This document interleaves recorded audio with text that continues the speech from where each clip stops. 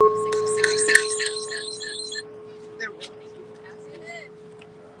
afternoon. We got 12 hours left. 12 hours left in the 96-hour, 4-day, 31st annual Starving for Justice Fast and Vigil to Abolish the Death Penalty at the U.S. Supreme Court. Welcome, everybody. Thank you for being here. We are starving for justice, and we are calling for an end to executions in the United States and worldwide. Today we have a little bit of a rally here. We're going to hear from a bunch of different speakers briefly. Any of you who are here part of the Fast and Vigil are welcome to come and add your chili to the mix. All right? We're looking for 2 minutes at the most from each person that says anything. So you're all welcome to be a part of this. And if you are willing to say a few words during this rally, raise your hand right now. No? Miranda, Ashley, Heidi, Charles. I got the Kevin Keats sign on here. We can say a few words. Suzanne, Gina. All right, so why are we out here? It is today, can we hold this banner up just a little bit higher so we can see the whole thing? 48 years of blood on our hands. Today is the anniversary, the 48th anniversary of the Gregg decision. We're out here because starting on June 29th, it was the 52nd anniversary of Gregg versus Georgia, Furman versus Georgia on Tuesday. Today's Tuesday. On Saturday, June 29th. See, I've been fasting. So my brain's a little not quite all connecting here, as if it always connects. June 29th, 1972, U.S. Supreme Court struck down all the death penalty laws in the country, forcing states that want to have the death penalty to write new laws, many of which did, and they were upheld on July 2nd, 1976, which allowed the resumption of executions, which happened as soon as January 17th, 1977. So that's why we say 48 years of blood on all of our hands, and it is time to stop executions. So we've been out here these 4 days. We're entering the 12th. We got 12 hours left before we break our fast tonight at midnight. So why are we concerned about the death penalty right now over and above our normal concerns? Well, in particular, we're concerned about who's going to be the next president of the United States. Now, we don't tell people how to vote, but we do ask people to vote on what their morals are, to think about what, in your view, is good public policy and which leaders might bring us in that direction, which leaders might bring us in the opposite direction. What's important to understand is that Donald Trump had 13 executions in the last 6 months of his administration, 13 executions, and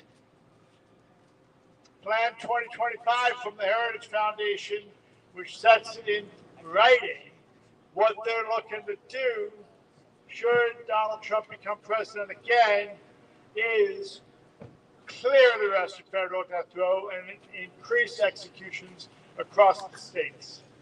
And we can't have that. Therefore, we ought to think about what are our values, what are our morals, and vote accordingly. Vote common good, we like to say. Vote what's best for the common good. So that's a big issue for us. We're also concerned about companies making profits from executions. And just a few days ago, we announced that this group and other allies were able to get Absolute Standards, a company in Connecticut, which manufactured the drugs used to carry out those 13 executions, to agree that they will stop and they will do it no more. And that is a huge victory for all of us. Another huge victory is this past week in Delaware, HB 70 passed in the House, it passed in the Senate, and that has scrubbed the death penalty from the statute in the state of Delaware, which is super exciting. Can we have a round of applause about that? You can find out more information on all of this at deathpenaltyaction.org. We say no profits and stop exporting execution drugs. So that's that piece of it. We are here with many different people coming from many different perspectives, and we're going to hear from them now. And I want to ask who was first here. Miranda is going to come up and share with us what brings her here, why it's a powerful experience, and whatever is on her heart. Yay. Everybody, work the microphone like this. You put it right in front of your mouth and you hold it aimed at your mouth. Hi, my name is Miranda. I'm from Austin, Texas. I'm here today because I believe that there is no such thing as a lesser human being. And I fight for everybody equally. Everyone has the right to life, and the death penalty takes lives away, both physically, emotionally, and mentally. I'm here in support of everyone else who's here, and I thank you all for being the light and the voice of this egregious issue and heartbreaking issues. It's really heartbreaking to me, and I hate being here. This is my second year here, but thank you for being so supportive. Sarah. Yes.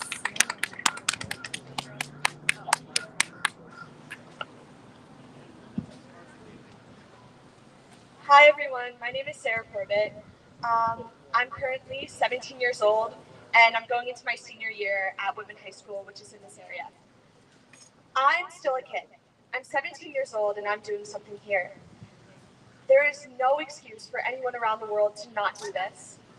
Even kids can do this. Everyone can make their voice heard. Everyone can participate in completely ending the death penalty once and for all. You can be brave. You can show up. You can vote. You can make your voice heard. And we need everyone to do that. Everyone needs to stand together to end the death penalty. End the ideal that there are lesser human beings, that people deserve to be killed for something that they did. As Brian Stevenson says, everyone is more than the worst thing they've ever done. And that is true. We cannot kill we should not kill anyone. And the fact that we have the Supreme Court right there, where there's 6 Catholics on the court, all conservative, that have voted continuously for the death penalty, for no stays of execution for Kenneth Smith, who was killed in an experimental execution. This is a grave injustice that's based on socioeconomic status, wealth, and just targeting people that go against the ideals of the Supreme Court. I'm here today because over time I've just been increasingly outraged by the death penalty, the inhumanity of those who carry out the death penalty. And I feel compelled to do action, and I urge you all to do the same. Thank you. Yay!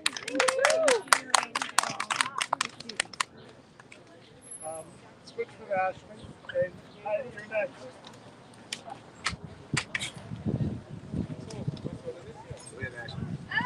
Oh, no, give the microphone to Heidi. Yes. And then you switch with Ashman so she can go next. Hi everyone, my name's Heidi Leach and I'm from Ohio. Hold it close, right up to the front. I am supporting the death penalty. I came to Voting abolition. an abolition too. So my story is I have a brother that's been in prison for 11 years. He was sentenced to 75 years.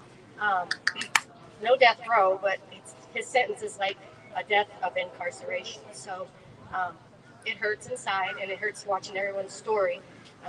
And I just want to be here to support all of you. And my family, we are biracial, so it's hard out there to come up here and do this. And then I don't know. I'm fighting. So everybody keep fighting for each other and This is your support each first other. fasting vigil. What do you think about being here? I love it. I have the support. I'm learning about everybody's stories. Everybody's got different ones and even harder ones. So my story is not even worse than theirs, but it really is. We all support each other. So I appreciate you guys. Thank you.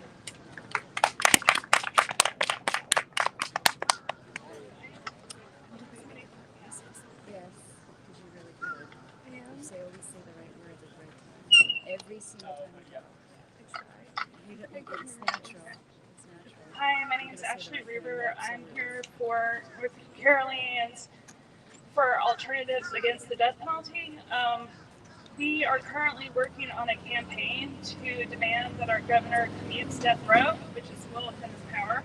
And we're doing a postcard campaign, so we're asking people around the country, or even around the world actually, to write our governor to ask him to commute the row before he leaves office. Our organization will provide 20 cards for a postcard writing party for free, but we would appreciate a donation, of course. And if you'd like to find out any information about our executive director, just come see me after the press conference. Thanks. Thank you. Gina?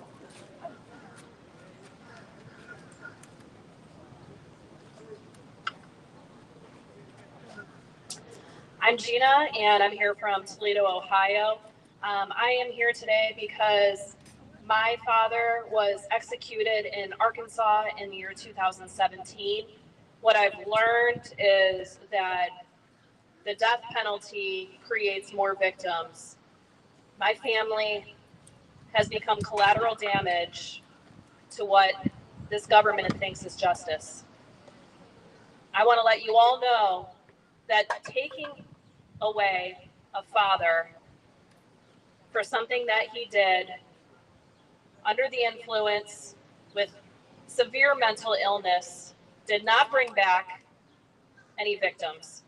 If anything, it created more in me and my brothers and all of his family, his friends. The death penalty, in my humble opinion, is a load of crap, because my father was safe behind bars. I want to make it very clear, my dad deserved to be behind bars for the rest of his life, for the things that he did, for the crimes he committed, for the lives he took. What he didn't deserve was to be put to death without his family present. Arkansas did not allow me, my aunt, or anyone else that cared about my father to be present at his death. We had to stand outside the gates in much hotter weather than this, ring this stupid damn bell, and wonder if my father was being tortured inside. We knew he was. We weren't sure. We found out later he was. He did not deserve to die with hate looking down on him. He deserved to be surrounded by the people who loved him. We were not allowed to be there. We were not allowed to look upon the face of somebody that we loved while he was taken from this earth. It was torture for us too. I don't ever want to forget the victims. I never want to put them aside. We lift them up, we remember them, we pray for them, we pray for their families. We never want to forget these people. But you have to remember, my dad was a child too. He was a father, he was a brother, he was a friend. He was an incredible practicing Buddhist who touched people's hearts all around the world. And there was no reason to take him from this earth as early as they did. The only person who should be taking people from this earth is God. Yep. Or sickness. Or something else. But not by murder through the government. These people behind us know damn well what they're doing. And they choose to ignore it and focus on other things. There's too many people that are suffering on death row. There's too many families that are suffering all over the country while their children and family members and friends rot. on death row. We are spending hard-earned tax dollars to kill people. We could spend less money, keep them safe behind bars, and put that money towards so many other things that our country needs. I'm asking you today to remember the victims, but to also remember that the people on death row have families. Keep fighting, keep listening, keep educating yourselves before making any crazy decisions. Thank you for listening to my story. Feel free to reach out if you have any questions. Keep fighting.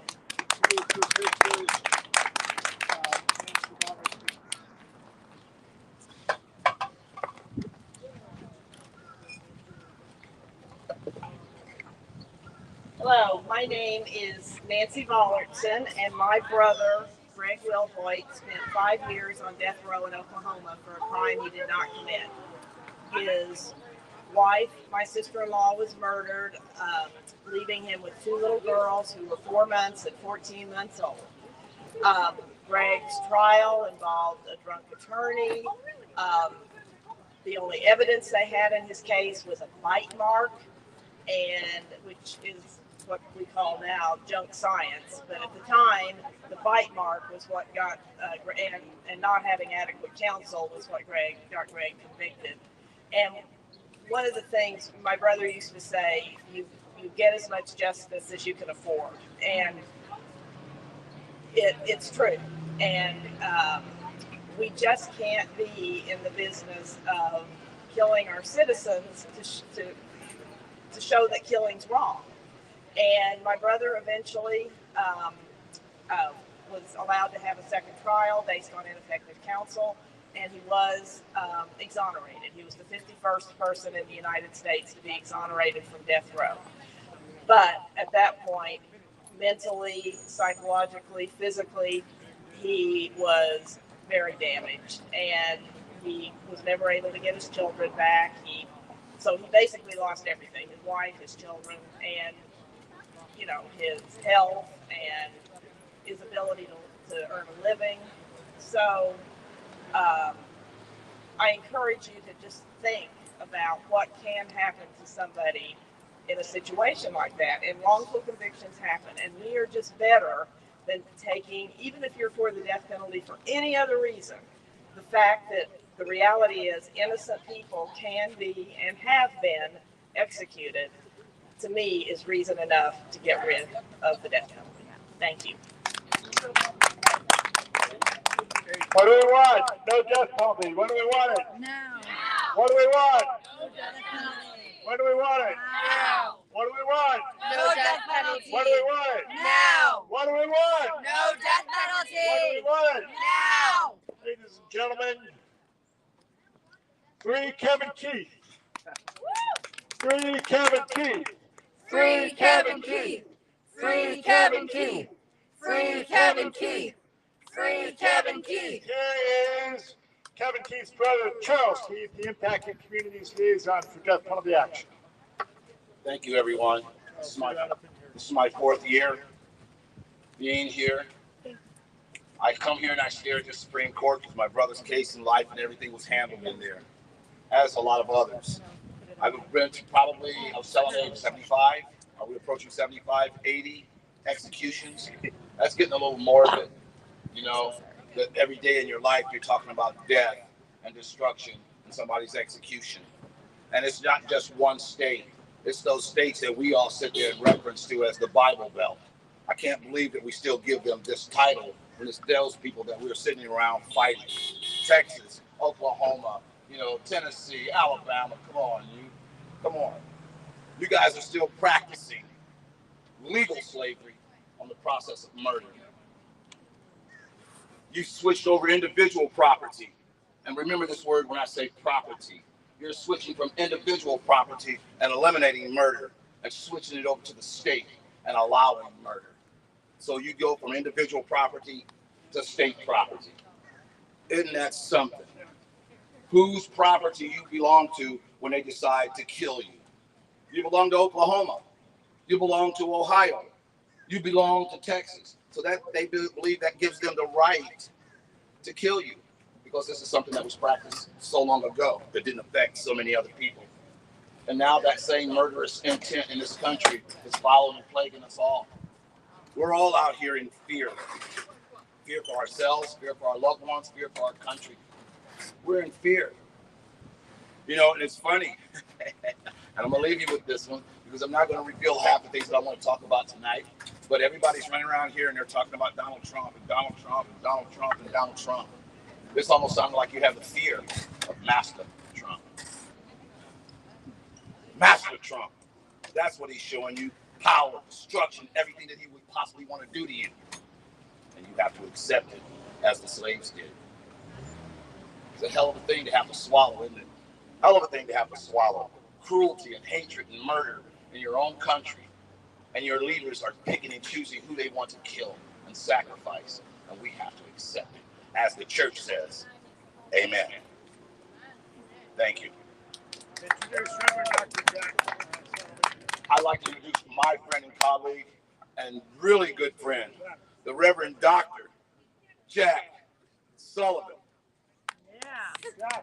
Hello, everybody. I'm Jack Sullivan. Come on, Jack. Yes. Come on. You're on, brother.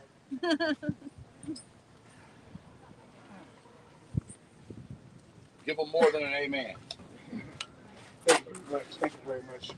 I am Reverend Dr. Jack Sullivan Jr. I'm the Executive Director of the Ohio Council of Churches. I'm ordained in the Protestant denomination known as the Christian Church Disciples of Christ, U.S. and Canada. And I'm privileged to be with you this week here at the Fasting Vigil. 27 years ago, I was at a church convention in Denver, Colorado, dancing my way through the night on the last night of our time together. I got a phone call leading me from the dance floor down a corridor to the telephones, because there were no cell phones at that time. And while listening to the beat of the music in one ear, I heard the beat of my heart in the other ear as I received word that my 21-year-old sister, Jennifer Ann McCoy, had been shot to death in her Cleveland, Ohio home with her daughter somewhere on the premises. And somehow I made my way back to the crowd, and that dance floor, though, had been transformed into a sanctuary, a prayer chapel, where people had gotten the word in advance that I needed prayer. And so they reached out to me, and they prayed for me and sent me back to my unspeakably horrific task of attending to the murder of my baby sister, Jennifer, just 21 years of age. Quirky, funny, had made some mistakes, overcoming them, a proud mom, just figuring out who she was and where she was going when somebody entered her house with a handgun and executed her in her own place. So I went back, gathered my family, went to Cleveland, and we attended to the issues of the day. One of my first tasks was to go and visit the funeral home where Jennifer's body was and view her body before the professionals began to work on her. And what I saw, I could never forget. I got to see firsthand what a bullet does to a human body. And I can never unsee that, although I wish that I could. But I couldn't dwell there because I had work to do with my older sister, ordained clergy herself, and my grandfather. We had to go about the business of planning Jennifer's homegoing service, her funeral. And so we did that. But in the midst of all that, I reached out to the state of Ohio Victim Assistance Program, and I reached out and said, my sister's been murdered. What can you do to help my family? And I got a nice form letter back saying, we got your letter, and we'll get back with you. That was 1997. I still have not heard back from that office. In the meantime, how many millions of dollars have been spent on executions, the matrix and machinery of death in Ohio? I estimated in my own non-math way about $16 million. What would have happened if that $16 million had been invested in families like mine to give us money for the restoration of our families? Instead, the money was used to invest in revenge and retaliation and payback, things that no victim family members ever want because they don't really help us. They don't help us grieve. They don't help us become restored. They don't help us with tuition. They don't buy diapers. They just continue us on the cycle of a vicious death, the death they claim for our loved ones. All right, so I'm going to say in my remaining seconds here that if the state really wants to honor our loved ones and do justice by our loved ones, it should not invest in the horrors of homicide, state-sponsored homicide, but invest in restoration of victim families who need the money, who need to be able to move forward. We know we'll never arrive at closure. Executions will never help us. There's no closure for us. But invest that money in victim families. Help us to move forward, not backwards on the hamster wheel of revenge and retaliation and payback. Doesn't help us. Help us move forward. Restoration, hope, healing, progress. Invest in us, not in death. Invest in us, not in death. Invest in us, not in death. Thank you very much.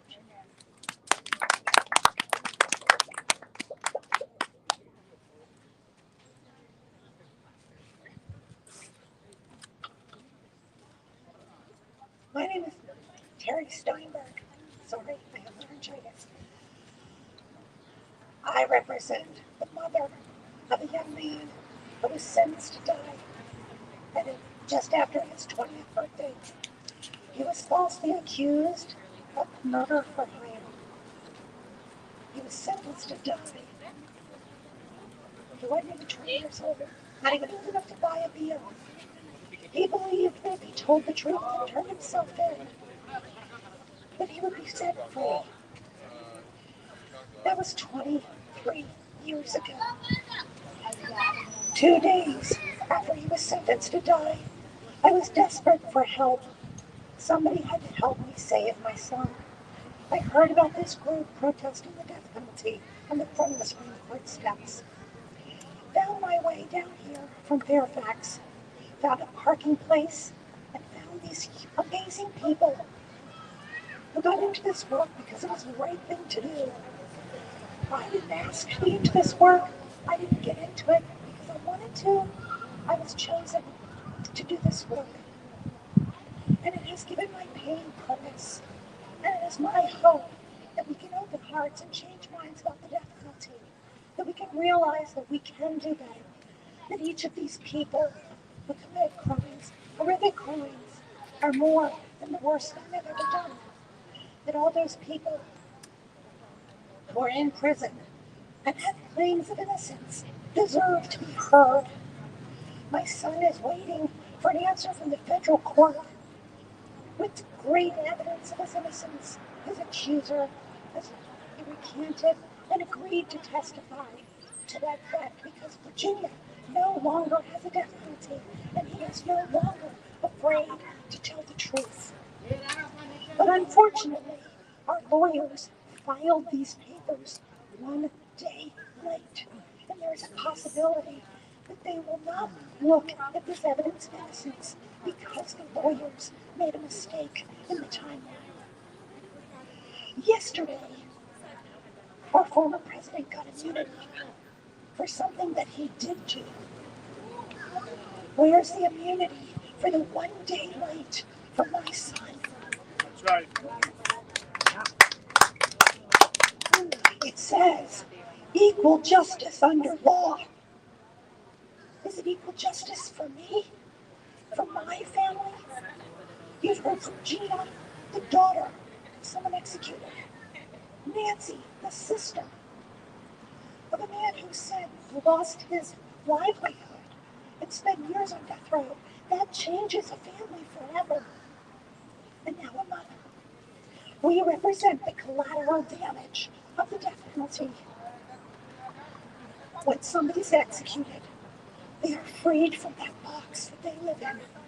And they are no longer suffering from the pain that they suffered in that small box they call a jail cell. But these families are left to carry on, to try and live in the love that their loved ones left behind. So when we were really hurting, we are really hurting the families. The death penalty is an unnecessary cycle of violence, and we can do better. So please, help us do better. Tell your legislators, tell your representatives, we don't want a death penalty. We don't need blood on our hands. Thank you.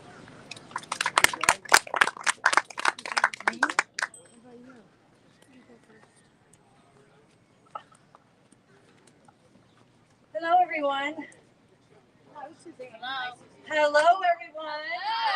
Okay, you're listening. 1591 executions. To me, you times it by, 10,000 of people who are suffering. My name is Suzanne Foster from South Florida, and I call myself now a victim survivor. The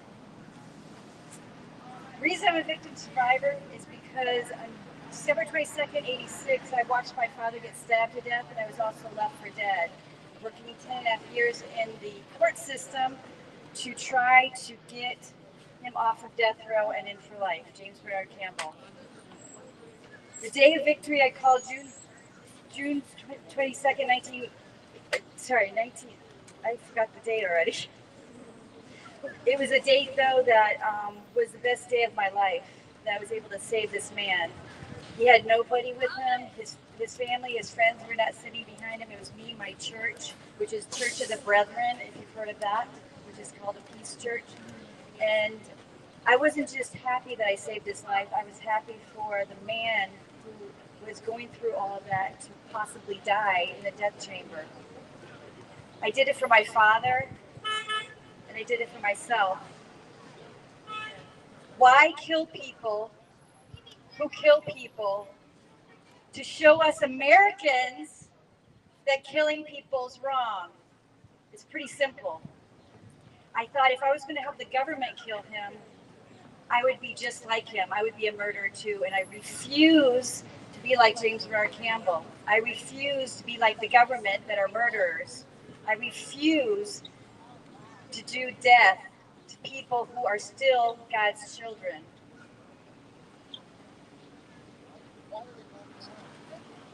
Unequal justice, right on the shirts we see today, is exactly what it is, unequal justice.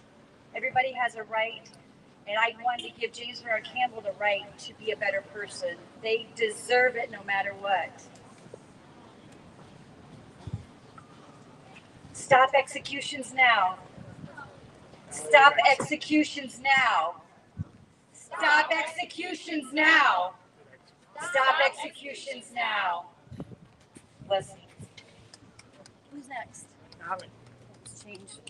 Just leave it there is fine? Yeah. Let me just see if it's even. Hi all, my name is Allie Sullivan. I'm the communications coordinator for Death Penalty Action, and I came from Oregon to be here. I'm here because this court behind us has continually greased the rails to the execution chamber.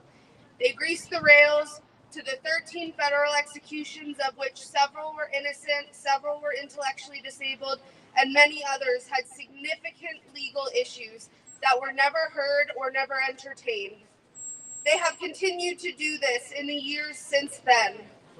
They greased the rails to the execution chamber when my friend Ernest Johnson, who had part of his brain removed for a brain tumor, could have suffered cruel and unusual punishment in the execution chamber.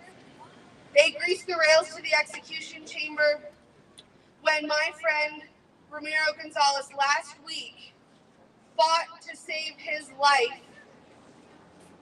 He did not fundamentally meet the criteria to be death eligible in the state of Texas, and they allowed that execution to go through. I'm here because I have known 9 people now who have faced this horrific fate, and I've had to watch all of their families shattered each and every time this has happened. This is not fair. This is not justice. We should not be doing this in 2024.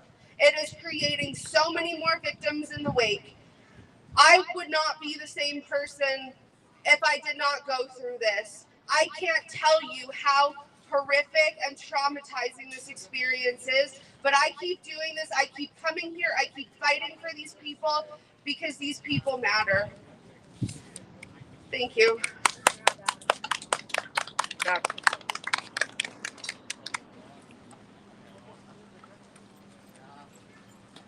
Hello, I'm Kathy Harris from Anchorage, Alaska. In Alaska, we abolished the death penalty before statehood in 1957. Alaska became a state in 1959.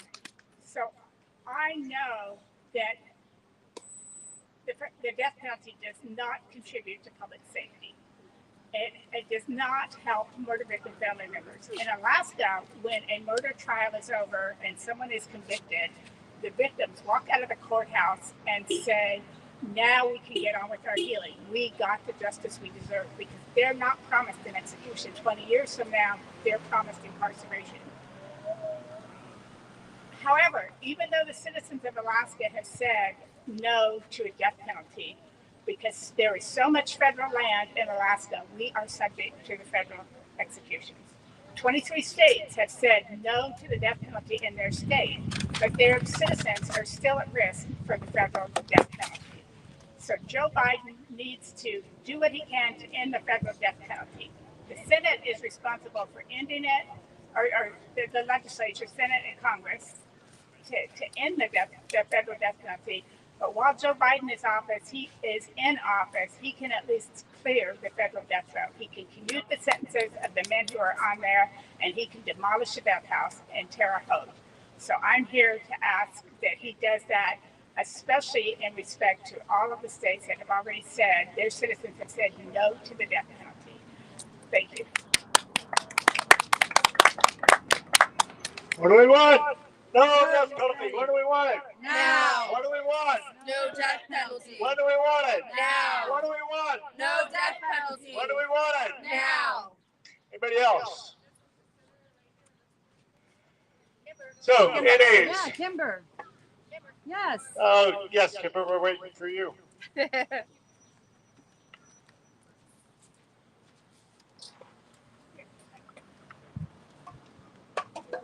My name is Kimber Parada. I'm here from East Hampton, Connecticut. This is my 6th year here at the Fast and Vigil. And I have known since I was a child that the death penalty is wrong. There are more reasons than I can count on 2 hands. We simply don't need it. Society has a way to keep everyone safe. With our prison system, we don't need to kill people to keep people safe. It's also incredibly unfairly and randomly applied. It depends vastly on your race, on your socioeconomic status, on where you live, the county you live in, on who you get on your jury. And it violates, for sure, it violates the 8th Amendment. I mean, we are experimenting on human beings. These experimental executions are so often botched. It creates psychological trauma. These people are getting death dates and preparing to die and saying goodbye to people, and then they get a stay. And we're happy about the stay, it's a good thing, but that's creating trauma. We're giving the executioners, the people involved in this process, PTSD. It costs much more. I mean, I know many people don't understand this, but it costs much more than life in prison to execute someone. And it's just wrong to kill people to show that killing people is wrong. I'm also a Christian, and Jesus has taught me to love my enemies and pray for them. He's taught me that no one is beyond redemption. And I personally have experienced many people on death row who actually have become completely new people, who have been redeemed, who are making a positive difference in prison. And then at that point, why? What is the point of killing them? So I'm sure I missed about 10 other reasons, but the death penalty is wrong, and it needs to end today. Yep. Thank you, Kimber.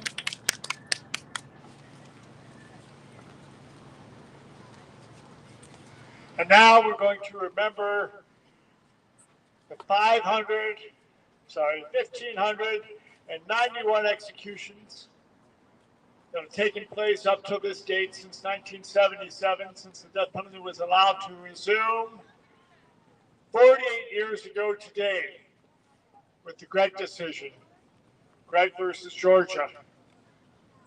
48 years ago today, this court decided it was okay to allow states to execute people, even though we know that we are executing not the worst of the worst, but those with the worst lawyers, those who kill in a county that can afford a death penalty trial, those who kill white people, those who are mentally ill, those who are intellectually disabled, those who are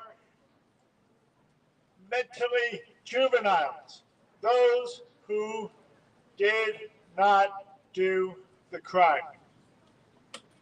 Yes. Those who are people, every person that we execute is different, is a different person than the person who committed the crime they were accused of, guilty or not. Because it's often 20 or 30, sometimes even 40 years later by the time we get around to executing. So with that, I'm going to invite everybody that's here, if you want to add your muscle to this bell, tolling the bell, which is a bell that we have tolled outside of prisons all over the country when executions are happening. Be careful and don't touch the metal part of this striker because it's hot, as it is out here. This striker was made by the Beating Guns folks. Scotty, the blacksmith, made this for us. The handle comes from a rifle butt. The striker, the metal part, was melted down and reshaped from the barrel of a rifle. Because we're beating guns into plowshares, we're beating guns into instruments of peace, and today we're tolling our bell in memory of all those who've been executed, in memory of all those who've been murdered, to stop the violence.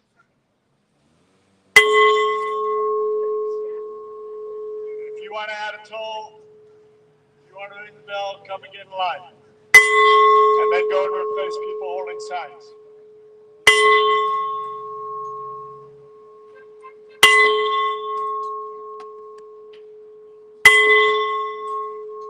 Keep going.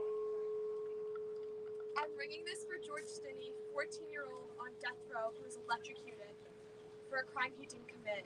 And he couldn't even fit in an electric chair. He was propped up on a Bible, only because he was black.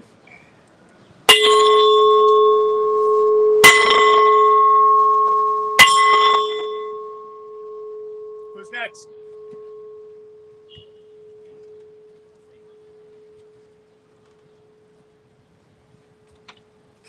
I'm tolling this bell in memory of Samuel Felipen, who was executed on August 18th of 2006. He was the final man executed on North Carolina death row before we put a moratorium in place.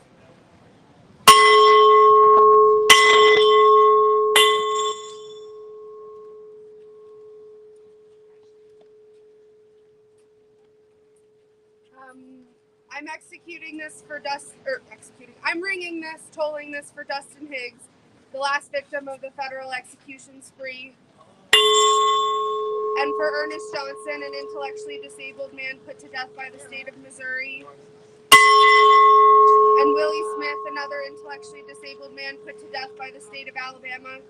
My dear friend, Kasol Chantakuman, who I believe is innocent. Arthur Brown, another innocent man in Texas. Anthony Sanchez in Oklahoma. And Ramiro Gonzalez in Texas.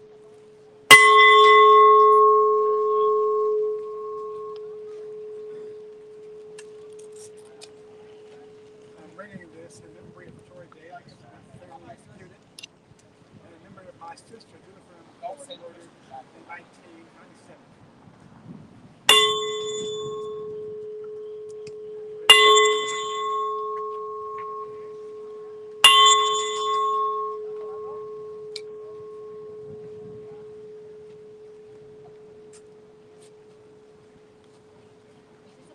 first time being this. On behalf of my brother, who's falsely accused, innocent, on Kevin Keith, and all the ones that's been, on death row in prison.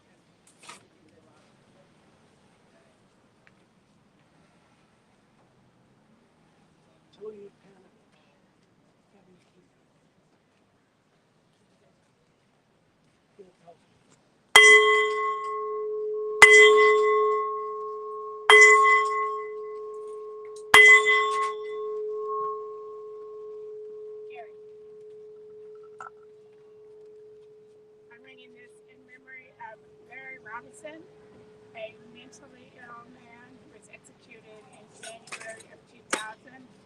He was a son and a brother. His mother helped to inspire me to begin this work, and also in memory of my partner Bill Pelkey, Bill Thomas.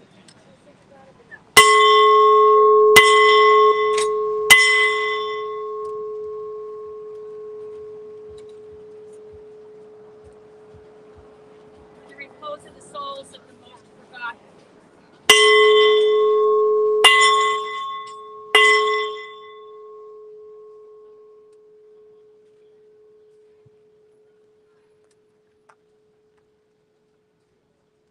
Anyone else? Kimber. I'm reading this today in memory of my friends Gustavo Garcia, who was executed by the state of Texas.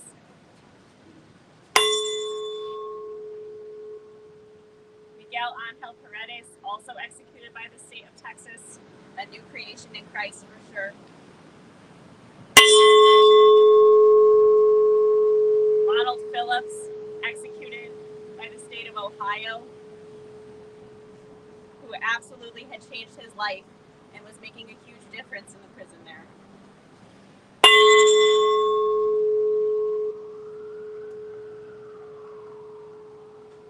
Charles Warner, who was part of all the horribly botched executions in Oklahoma.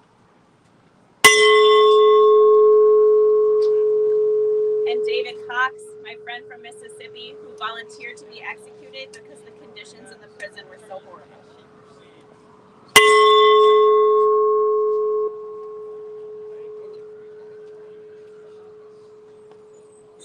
A toller's bell for Ivan Cantu, who was wrongfully executed in the end of February this year.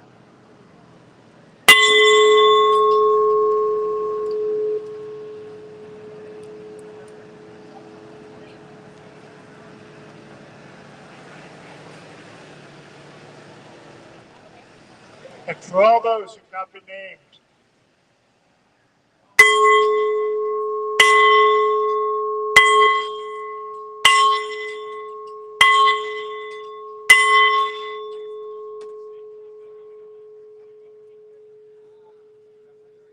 today is the 48th anniversary of Craig versus Georgia, which allowed the resumption of executions in this country.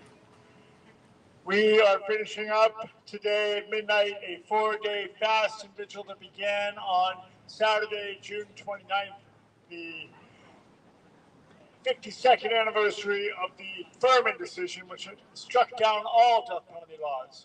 It's the 4-day annual fast and vigil to abolish the death penalty. This is the 31st year in a row that we've been doing this, and we welcome everybody to come back tonight at 6 o'clock. We'll be back on the live stream at 6 o'clock, but we'll be hearing a number of voices of experience on the death penalty, people who understand this issue from living it. We're grateful for everybody that's participated today, for all the people who have made this possible, and for all of you that are watching and walking by and hearing us. Come and sign the petitions. Go online at deathpenaltyaction.org, sign the petitions, make a donation, get involved, help stop executions. What do we want? Abolish the death penalty. We have one more speaker.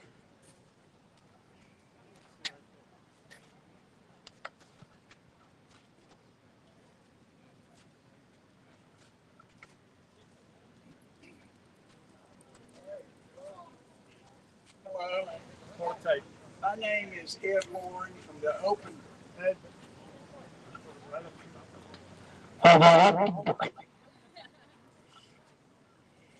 Hello, my name is Ed Warren from the Open Door community. My wife, Murphy Davis, and I visited on death row in Georgia for 46 years. Yesterday, I was speaking to Billy Neal Moore, one of our great successes down there, and telling Billy that I was coming to be here with y'all today. And Billy sends his love, and particularly his thanksgiving to all of you and to all of us who are standing out here. I would like to reflect on a couple of things. Please. Oh, excuse me. I would like to, it's not often that people ask me not to talk so loud, but I'm glad to do it. Just some general reflections at first, and then maybe more specificity. I want to go, first of all, to Joe Biden. He ran on the platform that he was going to get rid of the federal death penalty, which obviously he has not done. And he's done a lot of things he said he was going to do and didn't do. But this is an election year. And one of the things that happens in election years is that the sacrifice of the poor, the sacrifice of the marginalized is really good to get votes. So after the murders that were terrible enough by a young, demented white man in Buffalo, New York at the community grocery store, Biden administration changed its plan and decided to ask for the death penalty. It was just absolutely awful, but it is the way American politics operate, not only on the state level, but also on the federal level, which we know from Trump executing those 13 people in his last days, including the first woman who was exercised by the feds for 75 years. So I wouldn't put any trust in Biden or the feds really for helping us. I don't know. I had hope for Biden, but my hope was dashed there, and of course in the fact that we're committing genocide in Palestine. Secondly, I would like to say we're in a crisis here in the United States because we are finding out who we really are, and that is very embarrassing. Trump reveals who we are. We know that we're white supremacists. We know that that there is a evolution rather than a revolution to move towards fascism. I think it's very important to remember that Hitler came to power through democratic means. If there's any weakness in the democratic system, is that it does not have the resources to keep far-right people and people that commit all kinds of crime out of working for an election. You could even be the president of the United States and be in prison, according to what's left of our Constitution. Thirdly, and dismally, I'd like to say that the Supreme Court that we have here is likely to be the Supreme Court for the next 30 years.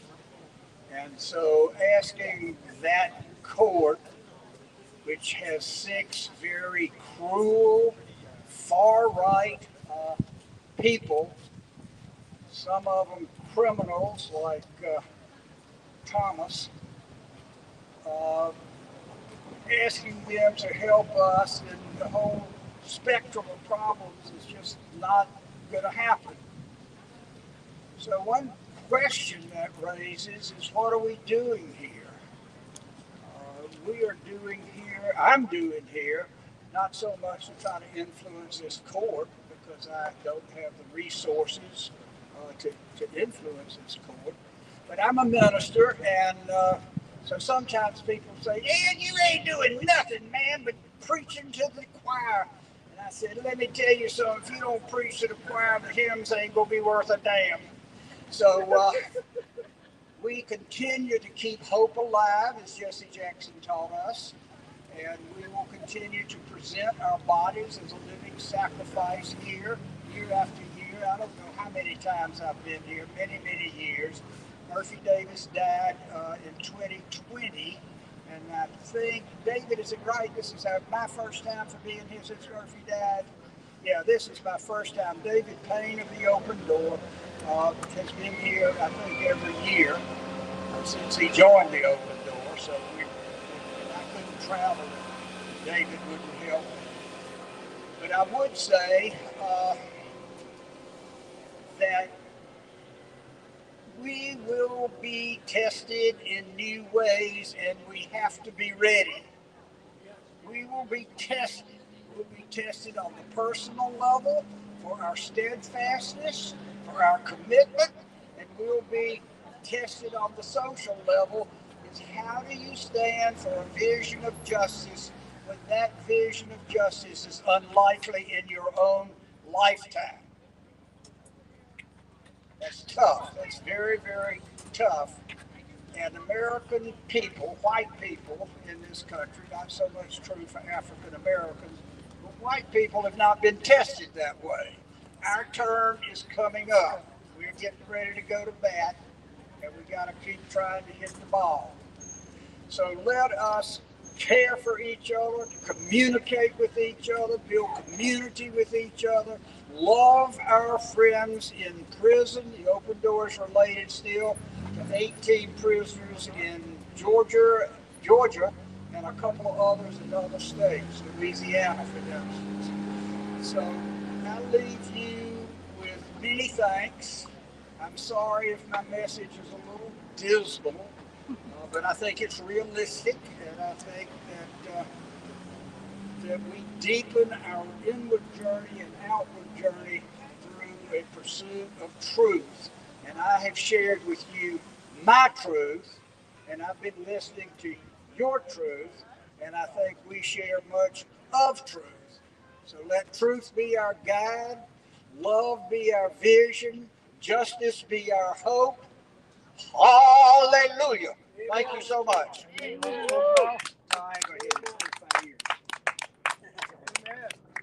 Thank you, Ed. We miss Murphy. Grateful for you and the Open Door community. David Payne coming back every year. Oh, he comes back. Here comes Ed again. Look out. No, not a watch out. I've got books over here for free entitled A Bag of Snakes, which is what Dan Berrigan said, trying to talk to people about prisons and like trying to hand them a bag of snakes. It's writings primarily of Murphy and some of me, and then some other things about our life and work together. So please come and get a book. We have our newspapers, and I would be most appreciative. Peace be with us all. Amen.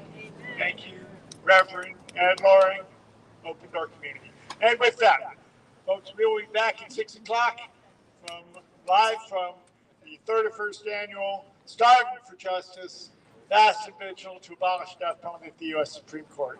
Go to deathpenaltyaction.org, sign the petitions, make a donation, carry this forward because we got a lot of